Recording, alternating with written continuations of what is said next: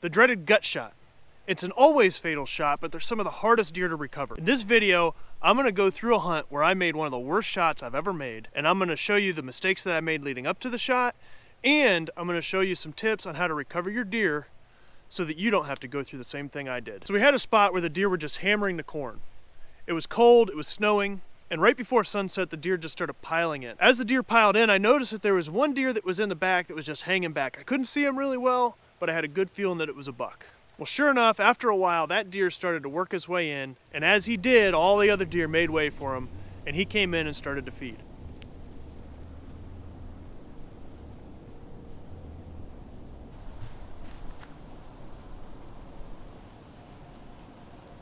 Just as this thing's setting up to be picture perfect, the deer came in and I was just about ready to draw, and he stopped right behind a tree. And he stood there forever.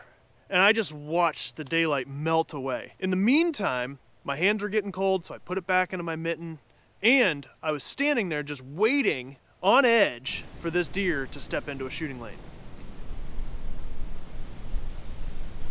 Well, just as he's stepping into my lane, that's when things start going wrong.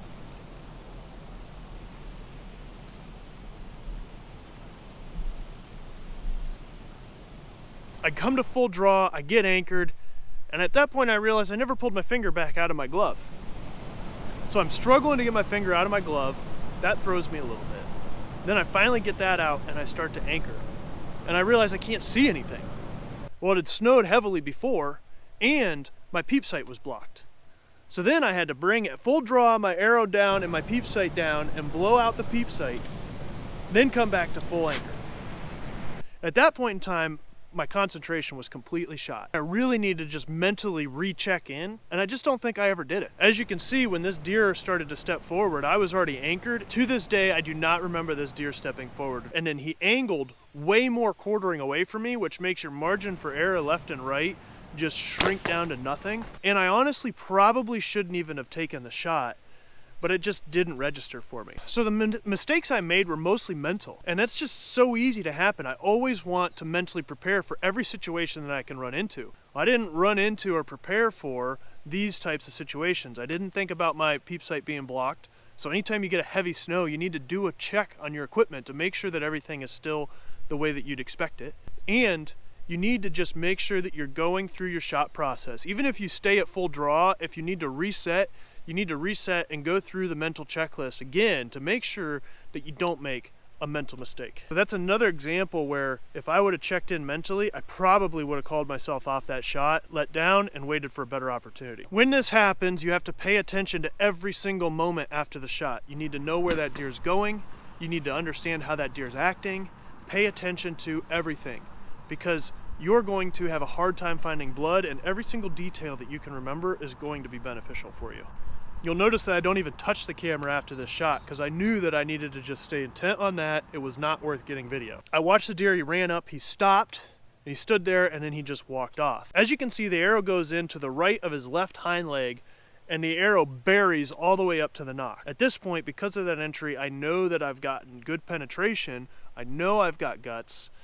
This deer is going to die, and I was hoping that I just got lucky with an artery or some form of damage that would put that animal out of its misery sooner rather than later. Now, what you do after the shot in these situations is critical. Aside from paying attention, you have to make sure that you do not bump the deer.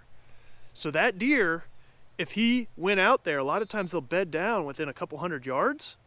And if you bump that deer, then he could get up and just keep walking until he drops over or go another, really long way, and you're gonna have limited blood. So bumping the deer is the last thing that you wanna do here. So you need to get down out of your stand, and you need to make sure that you do not go anywhere near where that deer was. Fortunate for me, the deer went the opposite direction I needed to get out. My normal path would have split the difference, and I just went straight backwards, snuck out right to the field edge to make sure there was no chance that I was gonna bump this deer. You also have to give yourself at least 12 hours to track. And I gave it a full 12 hours, and I came back the next morning.